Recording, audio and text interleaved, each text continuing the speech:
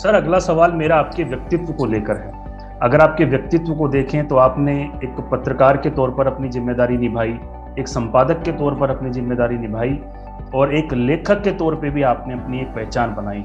कई पुस्तकों का आपने लेखन किया है, आज भी आप नियमित तौर पर लेख लिखते हैं और वर्तमान में जो आपकी एक नई किताब आई है पावर, प्रेस एंड पॉलिटिक्स, वो भी काफ़ी सुर्खियां बटोर रही हैं, लोग काफ़ी उसकी तारीफ कर रहे हैं। तो मैं चाहूँगा कि आप हमारे दर्शकों को अपनी जो नई किताब है पावर, प्रेस एंड पॉलिटिक्स, उसके बारे में कुछ बताइए। कैसे लिखने का विचार आया, क्या उस पुस्तक में स्पेशल है और क्यों इसको हम खरीदें? जैसा मैंने कहा कि पहले मेरी पुस्तक थी पत्रकारिता की लक्ष्मण रेखा, ये बहुत पहले आई हिंदी में। फिर वैसे और भी एक दो है पत्रकारिता, भारत पत्रकारिता, नेशनल ट्रस्ट छात्र साथ में भी नहीं रखी है। एक कलम के सेनापति भी कुछ वर्ष पहले आई थी, जिसमें और संपादकों के अनुभव भी थे। फिर मुझे लगा कई बार हिंदी में जो लिखा गया, सफर सुहाना में मैंने कुछ किया, कुछ और पुस्तकें भी लिखी है, मैं हल्का सा हवाला दे रहा हूँ। तो मुझे लगा कि नहीं, एक अंग्रेजी में आई थी, हाँ शायद वो भी मैं दिखाना है, वो कहीं पीछे रखी हुई है, कि Indian journalism keep it clean, जैसा अभी आपने कहा ना, वो 2006 में आई थी, वो भी अंग्रेजी में थी। इसीलिए मुझे लगा कि हिंदी में एक बार कई हमारे ऐसे पत्रकार साथी हैं, नई पीढ़ी भी आ रही है, संस्थान आ गए हैं। फिर मैंने इसीलिए सोचा कि हिंदी में कई बार लोगों को जो अंग्रेजी भाषी है उनको पता नहीं चलता, और फिर एक रूपा पब्लिशर, अच्छा पब्लिशर था, उसको भी एक आध साल मुझे लगा, तब मैं शायद आउटलुक पे ही था, 2006 की बात होगी। तो मैंने Indian journalism keep it clean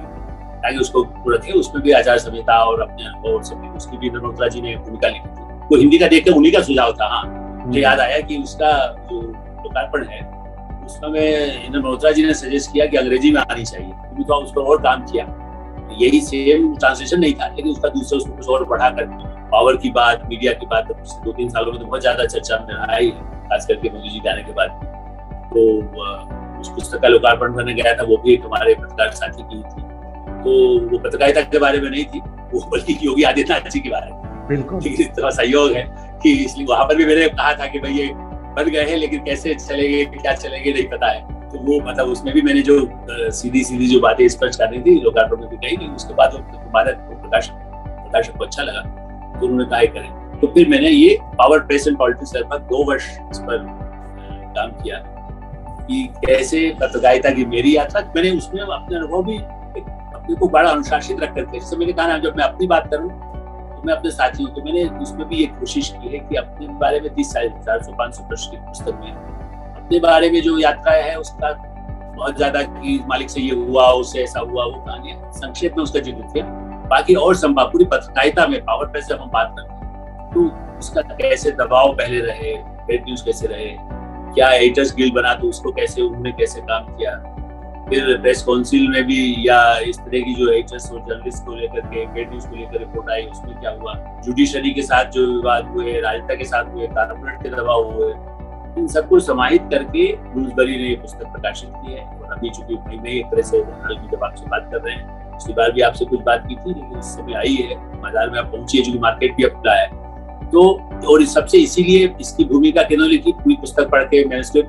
Maman Matthew जी ने लिखी। फिर Nobel prize winner Kailash Satyarthi ji को मैंने भेजा, एक सुप्रीम कोर्ट के चीफ जस्टिस रहे लाहौटी जी, लाहौटी जी, उनसे कभी मेरा लेटर के नाते संपर्क था, तो उनसे रिक्वेस्ट किया, तो उन्होंने पढ़ा, तो उन्होंने उसके बारे में अपनी राय लिखी। रावण जाफरी जो विदेश में बैठे हैं, क्योंकि मुझे क्या लगा कि भारत में अनुराग बत्रा जी का भी एक कहीं इसमें है छोटा, मतलब वो परिचित है तो लोग क्या कहेंगे कि भाई अनुराग जी से तो इनके 20 साल पुराने संबंध है, इसलिए लिख दिया। लेकिन रावण जाफरी यदि लिखते हैं, या ब्रिटेन के भारत में उच्चायुक्त रहे, उनका मीडिया से बड़ा रिश्ता रहा है, आज भी भारत ब्रिटिश काउंसिल के मतलब चेयरमैन है, उनको मैंने लंदन में जब भेजा तो उन्होंने कहा अच्छा भेजिए, मैं भी थोड़ा पढ़ लेता हूँ पहले, तो मैं अपनी बात। तो ऐसे लोगों की राय को मैंने समाहित किया जिनके मेरे प्रति कोई व्यक्तिगत ऐसे उनसे संबंध नहीं कह सकते, वो एक पत्रकार के नाते जरूर उन्होंने पढ़ने का कष्ट उठाया। बल्कि रावण जाफरी तो एक आध जगह कहीं जैसे 57-85 कहीं हो गया, इतना बारीकी जैसे प्रूफ रीडिंग होती है पहले स्टेज की, उन्होंने कहा ये देखिए आप उसको मेल भेजा उन्होंने रात के समय, मेल से ही बात होती थी, ईमेल भेजकर कहा कि ये देखिए आपने थोड़ा सा एक जगह ये गलत शायद हो गया, या सर्कुलेशन कुछ समय मनोरमा का ऐसा था, ब्लिट्स का ऐसा था, इस तरह कोई बातें थी। तो 2-3 उन्होंने बाकायदा इस तरह के पढ़ करके उस पर ध्यान दिलाया। तो मेरा मानना है कि पुस्तक कोई भी तैयार करें या अच्छा काम करें, तो उसमें आप जो भी आपके ऐसे लोग हो जिनके पूर्वाग्रह न हो, जो मोहित भी ना हो और क्रोधित भी ना हो, मतलब पहले से ही है कि आज तो इनको निपटाना है, मैं इसीलिए कई कहते हैं कि आप तो बड़ी सॉफ्ट बात करते हैं। भाई सॉफ्ट बात करके भी कड़वी बातें निकलवाई जा सकती, कड़वी बात कही जा सकती है, लड़ करके ही कही जाए ऐसा नहीं है। आप कह सकते हैं कि भाई आप ये क्यों आप में कमी आए, लेकिन उसको जरूरी है कि आप तो बिल्कुल नालायक है ये कह करके बात करें। इससे बेहतर है कि आप उन चीजों को निकालें। इस पुस्तक का भी लक्ष्य मेरा रहा। फिर मेरी कहानी में आपने जो लेखक का कहा, जैसा मैंने कहा कि मैंने सफर दुनिया में जो वर्ल्ड में 40 देशों में जाने का अवसर मिला, कई बार कुछ देशों में कई बार जाने का अवसर मिले, कुछ जाने का, उस पर पुस्तक लिखी। उनके जो यात्रा संस्मरण थे उसको और विस्तार करके जो अखबारों में जो लिखते थे या पत्रिका में छपा, एक चिड़िया फिर नहीं चाहेगी, एक कहानी संग्रह है, कहानियां भी मैं लिखता था, एक समय में लिखता रहा, बीच में भी उपन्यास के वायदे किए लेकिन उसके बाद नहीं हुआ, कुछ कहानियां अभी भी और रखी है। तो मेरा ये था कि लेकिन मैं है कि पूरा इसीलिए मुझे कोई लेखक नहीं मानेंगे, लेकिन उसकी भी भूमिका, कमलेश्वर जी को वो कहानियां बहुत पसंद आई थी, उनके साथ मैंने काम नहीं किया और जानते जरूर थे मुझे। नेचुरली पत्रकार में आप लगातार लिख रहे हैं तो उनसे भी कई कार्यक्रमों में मेरी पुस्तक का लोकार्पण भी उन्होंने किया, तो कमलेश्वर जी ने ही उसकी भूमिका लिखी, चिड़िया फिर नहीं चाहिए। तो ऐसी कहानी जहाँ ऐसी चीजें हैं जो, जैसा मेरा लक्ष्य क्या है कि जो बातें मैं इसमें प्रबंधन नेता उनके बारे में व्यक्तिगत रूप से उनके नाम लेकर के, उसको चाहे कानूनी रूप से भी, चूंकि ब्रिटिश प्रकाशक है वो लिखने में डिफेमेशन का बनता है या उनको प्रूव करना मेरे लिए कठिन है, तो उसको मैं उपन्यास फॉर्म में लिख सका यदि संभव हुआ। तो वो समय से मेरे प्रकाशक पीछे पड़े हैं, वो भी उसका नाम भी मुखौटा रख करके मैंने घोषित 2 साल पहले हो गया था कि लोग खाली ऊपर से दिखाते कुछ है, होते कुछ और, चाहे वो संपादक हो, चाहे नेता हो, चाहे अभिनेता हो या सन्यासी आसाराम बापू पर कई जैसे कहते हैं ना आप साधु के वेश में हो,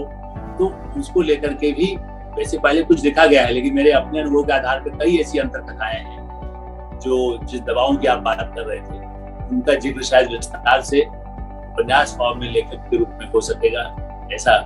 मेरा खुद का इच्छा तो है और मित्रों की भी इच्छा है। लेकिन अब ये कब हो पाएगा ये कहना अभी कठिन है, क्योंकि वो एक उसका फॉर्मेट बनता है। मनोज जोशी भी कई बार लिखते थे फिर निकालता है, तो मैंने भी कई बार कुछ प्रश्न लिखे फिर उसको बदलते हैं, तो हर बार उसको बदलने का एक बनता रहता है। जी कोशिश होगी कि लेखन भी लेखक के रूप में भी एक अच्छी चीज पढ़ने के लिए जो अंतर कथाएं हैं वो सामने आ सके।